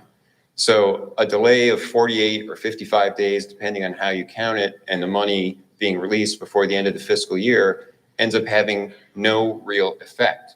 It's not current money that's supplying immediate needs, despite what we've heard about the idea that on the front lines in the Donbass, Ukrainian soldiers are being put at risk. That's just not accurate. And we know that also from Ola Sevchuk, the Ukrainian Deputy Minister of Defense, who gave an interview to the New York Times and explained that the hold came and went so quickly that he didn't even notice any change. And remember, the Ukrainians didn't even know. President Zelensky and his advisors, Yermak and others, have made it abundantly clear. There was another interview just the other day with Daniluk, who, I might get his title wrong, I think he was the foreign minister at the time, but there was an interview just the other day that was published, and he explained again that they didn't know the aid had been held up until the Politico article on August 28th.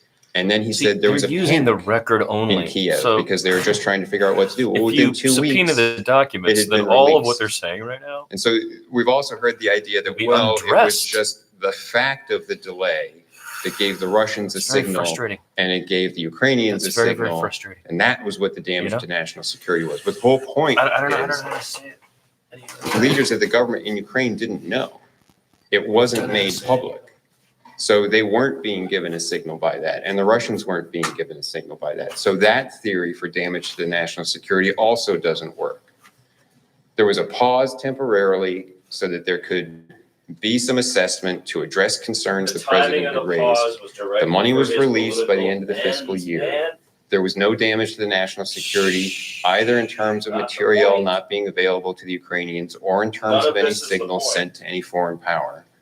The money got out the door roughly the same time as in prior years, a little bit more left over at the end that had to be fixed, but there's some left over at the end every year that has to be fixed with a rider on the next appropriations bill or continuing resolution.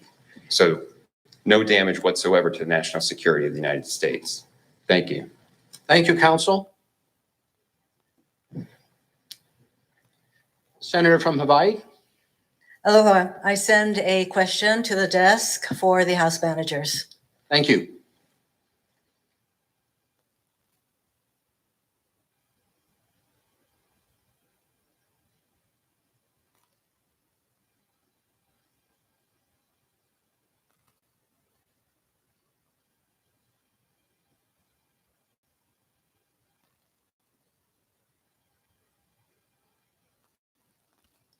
The question from Senator Hirono for the House managers reads as follows.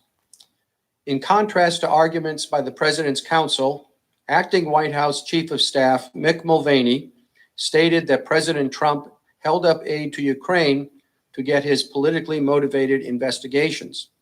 He claimed, quote, "We do that all the time with foreign policy," end quote, "get over it," end quote.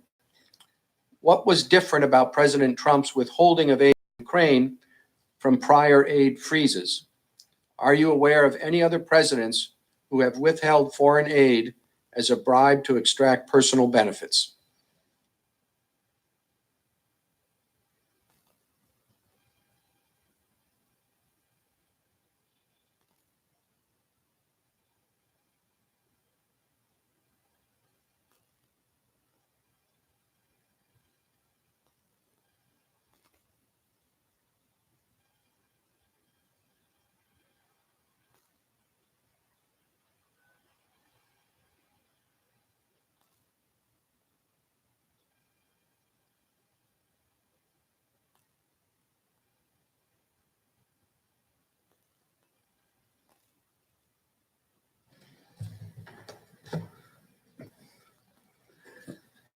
Thank you, Senator.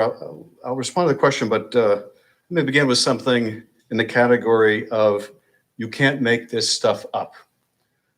Today, while we've been debating whether a president can be impeached for essentially bogus claims of privilege for attempting to use the courts to cover up misconduct, the Justice Department, in resisting House subpoenas, is in court today and was asked, well, if the Congress can't come to the court to enforce its subpoenas, because as we know, they're in here arguing Congress must go to court to enforce its subpoenas, but they're in the court saying, Congress, thou shalt not do that. So the judge says, if the Congress can't enforce its subpoenas in court, then what remedy is there?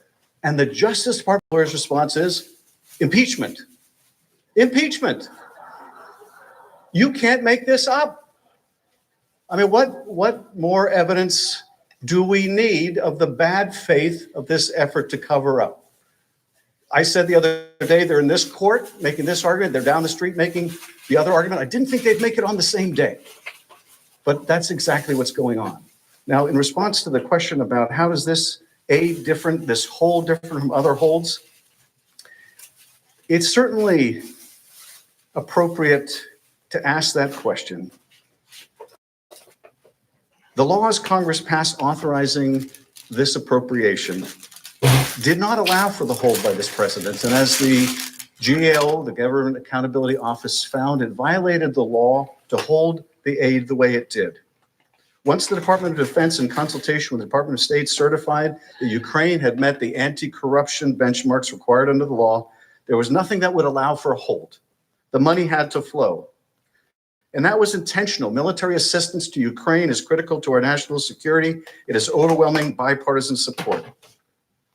And recall that in the spring of 2019, the Defense Department certified Ukraine had met all of the anti-corruption benchmarks. The Department of State sent the Senate a letter saying that the benchmarks had been met. It issued a press release saying that the aid was moving forward. It began to spend the funds to help Ukraine, but then the president stepped in. Without legal authority, he secretly placed a hold on the aid. Now, the president's counsel in their presentation gives specific examples of past holds as if we cannot distinguish one for a corrupt reason and one that is for a policy reason. In many of their examples, the law explicitly provided the executive branch the authority to pause, reevaluate, or cancel foreign aid programs as the situation in the recipient country evolved. For example, with regard to foreign assistance to El Salvador, Honduras, or Guatemala, the law explicitly allows the Secretary of State to, quote, suspend in whole or in part that assistance if at any time the Secretary deems that, quote, sufficient progress has not been made by a central government on a host of priorities from respecting human rights to upholding the law. Those are the priorities that you, the Senate, agreed to. And the president was required to implement them. Similarly, aid to Afghanistan is subject to periodic reevaluations by law, and the law explicitly directs the Secretary of State should, quote, suspend assistance for the government of Afghanistan should it be assessed that the Afghan government is, quote, failing to make measurable progress in meeting certain anti-corruption, human rights, and counterterrorism benchmarks. The overthrow of the democratically elected government in Egypt, we've had that brought up as another example. Members of this body, including Senators McCain, Leahy, and Graham, pressed the Obama administration to suspend military aid. It wasn't hidden from the Senate. It was urged on the administration by the Senate. Senators pressed for that aid to be withheld because the law was clear in instances of a military coup, aid must be suspended. Senators McCain and Graham wrote an op-ed in the Washington Post, not all coups are created equal, but a coup is still a coup. Morsi, that's the deposed leader of Egypt, quote, was elected by a majority of voters, and U.S. law requires the suspension of foreign assistance. I could go on with examples. No one has suggested you can't condition aid. But I would hope that we would all agree that you can't condition aid for a corrupt purpose. Thank you. Try to get a foreign power to cheat in your election. Now, counsel says that if you decide the prosecution has proved that he engaged in this corrupt scheme, if you decide as impartial jurors that the Constitution requires his removal from office, that the public will not accept your judgment. I have more confidence. Thank you, American Mr. people. Manager. Mr. Chief Justice, The senator from Arkansas. I send a question to the desk on behalf of myself, Senator Cotton, Ernst, Young, Hawley, Risch, Fisher, and Hoven. Thank you. Ernst and Young. That's interesting. Ernst and Young.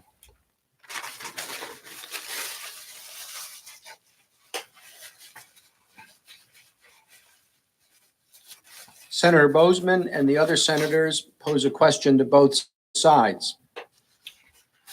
In the House manager's opening statement, they argue that it is necessary to pursue impeachment because, quote, the president's misconduct cannot be decided at the ballot box, for we cannot be assured that the vote will be fairly won, end quote. How would acquitting the president prevent voters from making an informed decision in the 2020 presidential election? President's counsel goes first.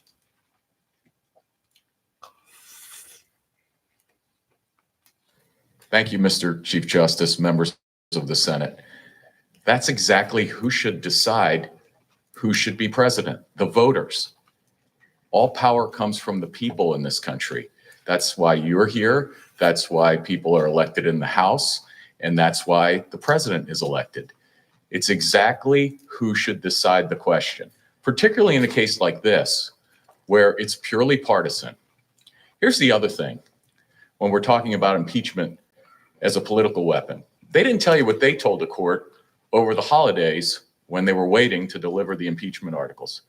They went and told the court they're actually still impeaching over there in the House. Did you know that? They're actually still impeaching. They're coming here and they're telling you, please do the work that we didn't do, where we had 2 days in the House Judiciary Committee. We had the rush delivery for Christmas, and then we waited and waited and waited. But now we want you to call witnesses that we never called, that we didn't subpoena. They want to turn you into an investigative body. In the meantime, they're saying, by the way, we're still doing it over there. We're still impeaching. And they want to slow down now. They don't want to speed up. They want to slow down and take up the election year and continue this political charade. It's also wrong. It's also wrong. Let's leave it to the people of the United States. Let's trust them. They're asking you not to trust them. Maybe they don't trust them. Maybe they won't like the result. We should trust them. That's who should decide who the president of this country should be. It'll be a few months from now. And they should decide. Thank you. Thank you, counsel.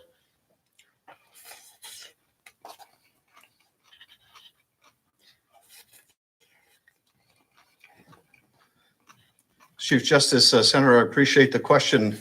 President Trump must be removed from office because of his ongoing abuse of power, threatens the integrity of the next election. As we saw from the video montage, the president has made no bones about the fact that he's willing to seek foreign intervention to help him cheat in the next election. Right. Now, counsel for the president says the next election is the remedy. It's not the remedy if he's fixing when the it. president is trying to seek to cheat Right. in that very election. Correct. This is why the founders did not put a requirement that a president can only be impeached in their first term. Indeed, at that time, of course, there weren't term limits on the presidency. If it were the intent of the framers to say that a president can't be impeached in an election year, they would have said so. Now, Right, they they didn't would have for a written it. reason, because they were concerned. The framers to say that a president can't be impeached in an election year, they would have said so. Now, they didn't for a reason, because they were concerned about a president who might try to cheat in that very election. Now, counsel, as I was getting to a moment ago, made the argument, if you make the decision as impartial jurors that the president has violated the Constitution, he has abused his power, he should be convicted and removed from office, that the country will not accept it.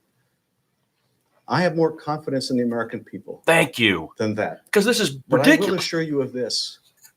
If you make the decision that a fair trial can be conducted without hearing from witnesses, the American people will not accept that judgment. We will not. Because the American people understand what goes into a fair trial. Right. And they understand that a fair trial requires both sides to have the opportunity to present their case. We would like to present our case. We'd like to call our witnesses. We'd like to rely on more than our argumentation. There are a few things about this trial that Americans agree on, but one thing they are squarely in agreement on. Well, two. They believe a trial should have witness testimony, and they want to hear from John Bolton. That is the overwhelming consensus of the American people, and it's consistent with common sense. Let's give the country a trial they can be proud of. Let's show that at least the process worked and that we followed the founders' intent that a trial have witnesses. I don't think anyone can quote. Mr. Chief Justice, That's the second skip we've had. The senator from Virginia. I send a question to the desk for the House managers. Thank you.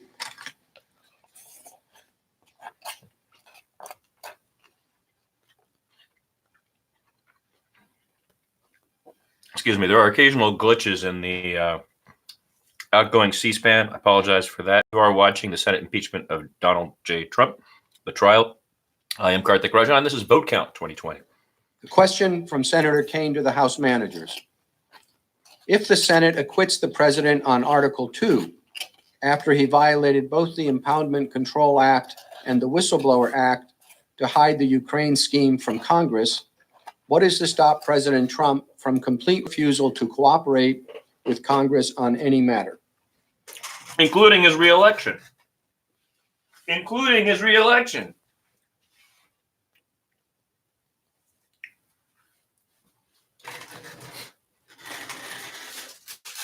That's a great question.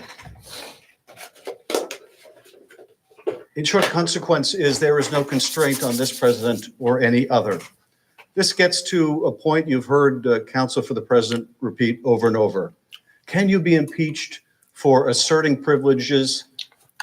And I would add, no matter how bogus or in bad faith those assertions may be. No matter whether they are in court today arguing the opposite of what they're arguing before you today. And the answer is yes, the president can be impeached for using the assertion of baseless claims to cover up his misconduct.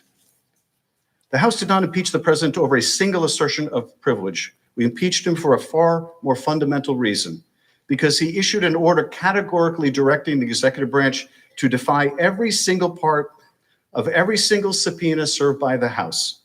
A president who issues orders like this is a president who can place himself above the law and a system of checks and balances. He can do whatever he wants and get away with it by using his powers to orchestrate a massive cover-up. The president's lawyers haven't disputed that point. They can't. It's obvious that a president that ignores and can ignore all oversight is a threat to the American people.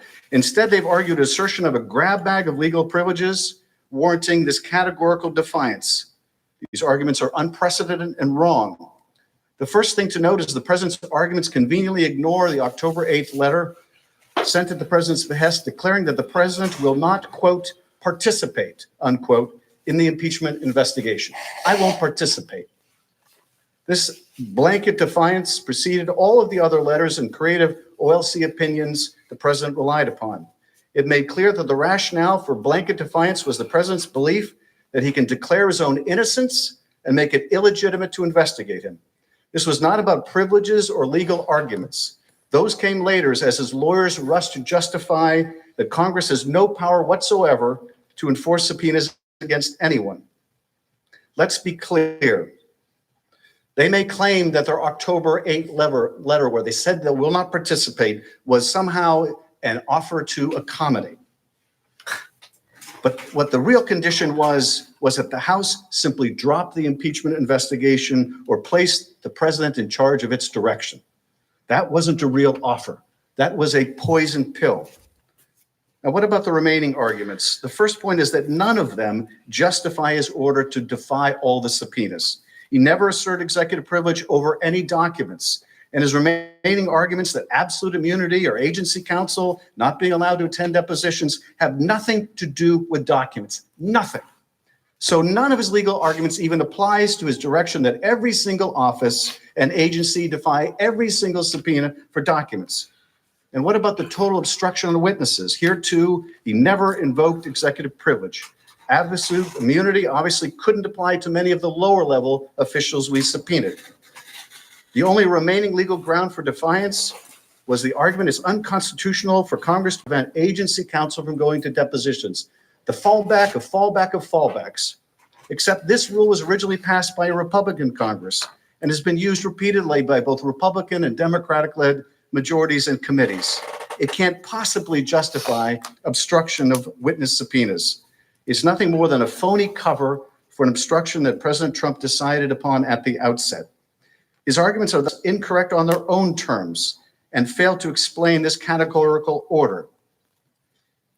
One final irony, even before the argument in court today.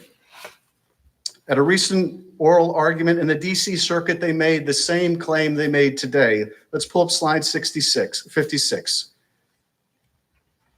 In litigation, again, to enforce subpoenas, the judge said they can make it a grounds for impeachment for obstruction of Congress. And the president's own lawyers said impeachment is certainly one of the tools that Congress has. We agree. It is one of the tools that you have. For when a president would use a categorical obstruction of investigation in his own wrongdoing, it is a tool that should be applied here. There cannot be a better case for impeachment on obstructing a co-equal branch of Congress than the one before you, where the obstruction is so complete and so categorical. Thank you, Mr. Manager. The senator from Florida. I sent a question to the desk on behalf of myself and Senator Braun, and it's to the President's Council. Thank you.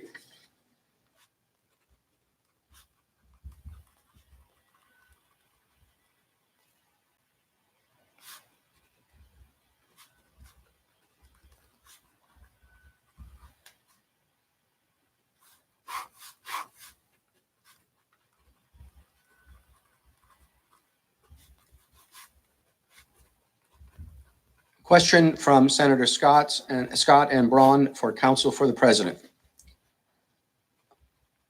If Speaker Pelosi, Chairman Schiff, Chairman Nadler, and House Democrats were so confident in the gravity of the president's conduct and the overwhelming evidence of an impeachable offense that prompted the inquiry, why were the House Republicans denied the procedural accommodations and substantive rights afforded to the minority party in the Clinton impeachment?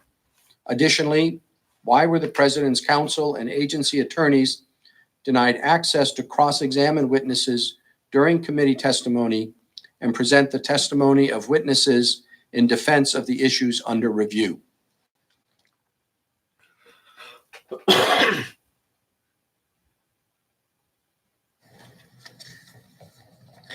Thank you, Mr. Chief Justice, members of the Senate. I don't know why they would do that.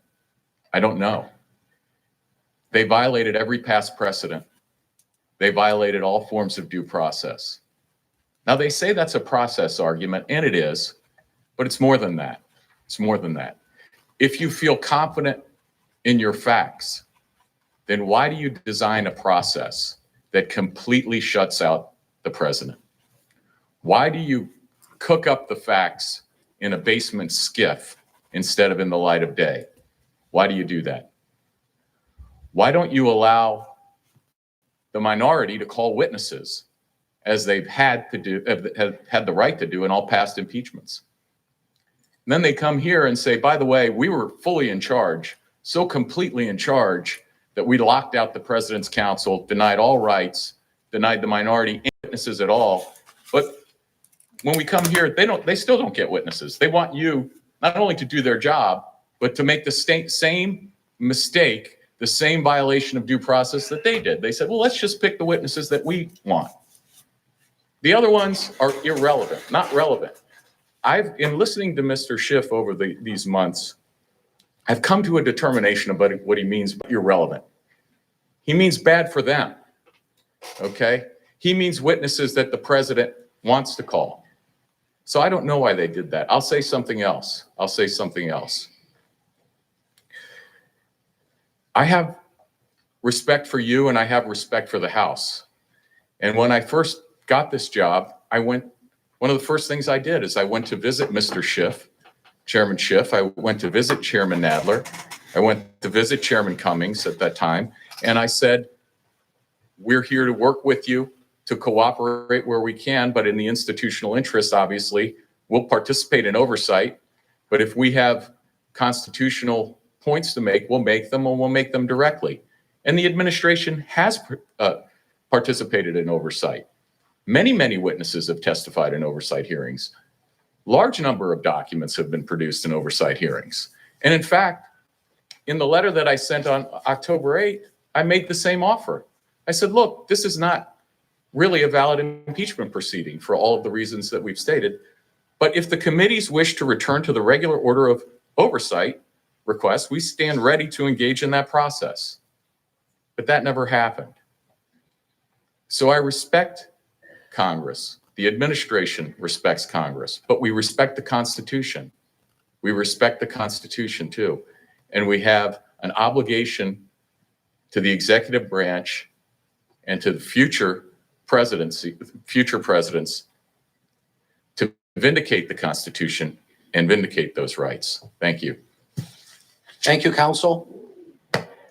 Mr. Chief Justice. The senator from Oregon. Mr. Chief Justice, I send a question to the desk for the House floor managers. Thank you.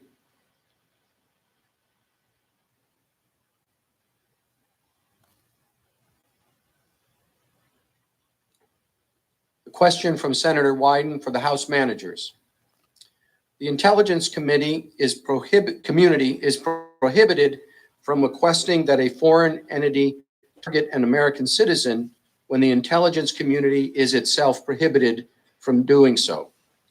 In 2017, Director Mike Pompeo's confirmation hearing to be the director of the Central Intelligence Agency, he testified that, quote, "It is not lawful to outsource that which we cannot do," end quote. So when President Trump asked a foreign country to investigate an American when the US government had not established a legal predicate to do so, how is that not an abuse of power?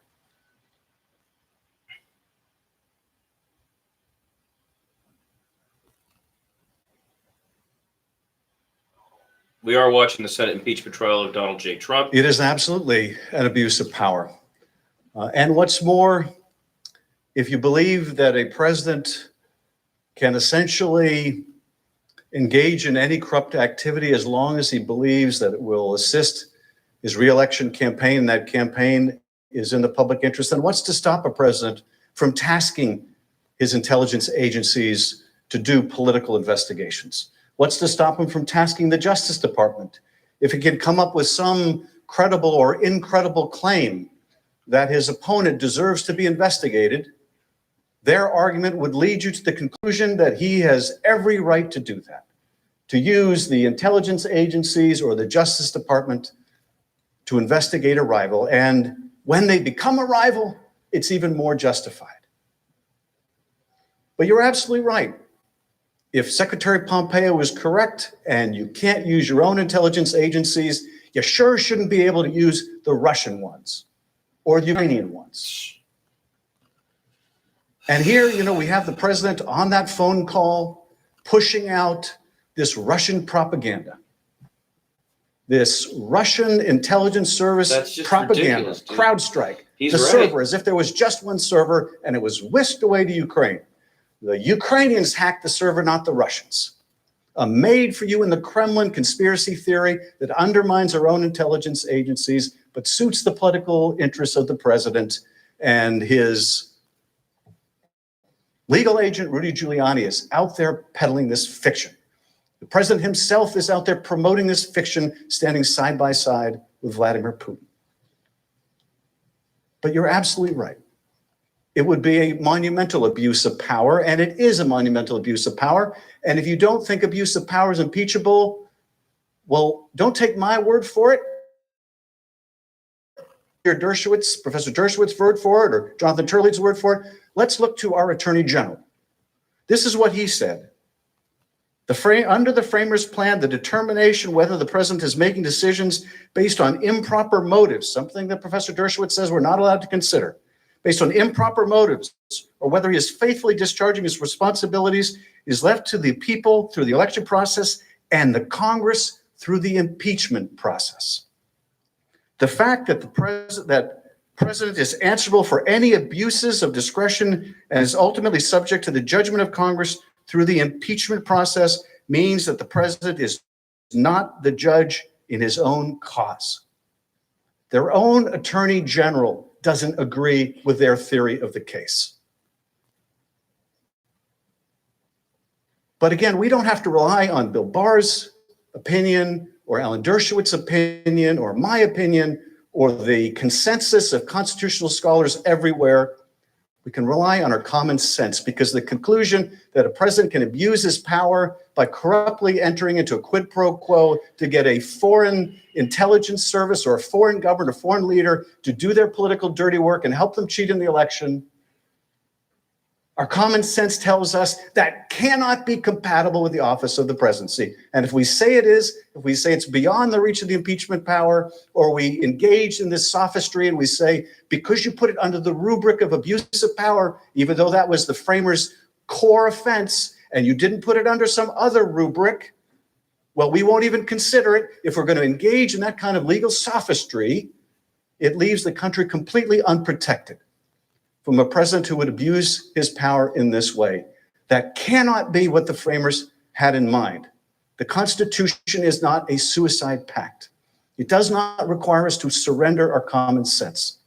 Our common sense, as well as our morality, tells us what the president did was wrong, When a president sacrifices the national security interests of the country, it's not only wrong, but it's dangerous. When a president says, as we saw just a moment again, over and over again, he will continue to do it if left into office, it is dangerous. The framers provided a remedy, and we urge you to use it. Thank you, Mr. Manager. Mr. Chief Justice, The senator from Indiana. I ask to send a question to the desk on my behalf and Senator Barrasso for the President's counsel. Thank you.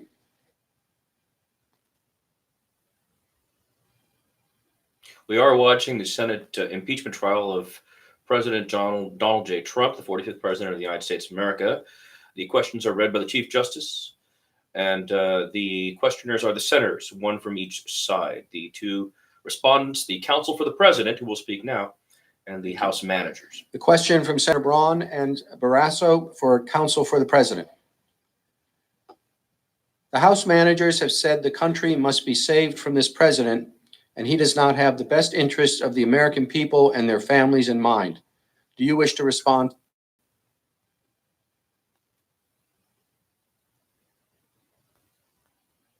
Oh, see, every 2 hours, this thing kicks us out. We've had that problem throughout all the programming. I am Karthik Rajan. This is Vote Count 2020, and every 2 hours or so, this thing kicks us out of the machine. So I'm going to end here and pick up a new stream right after this. You are watching the Senate impeachment trial of Donald J. Trump, the 45th President of the United States of America, here. Or you were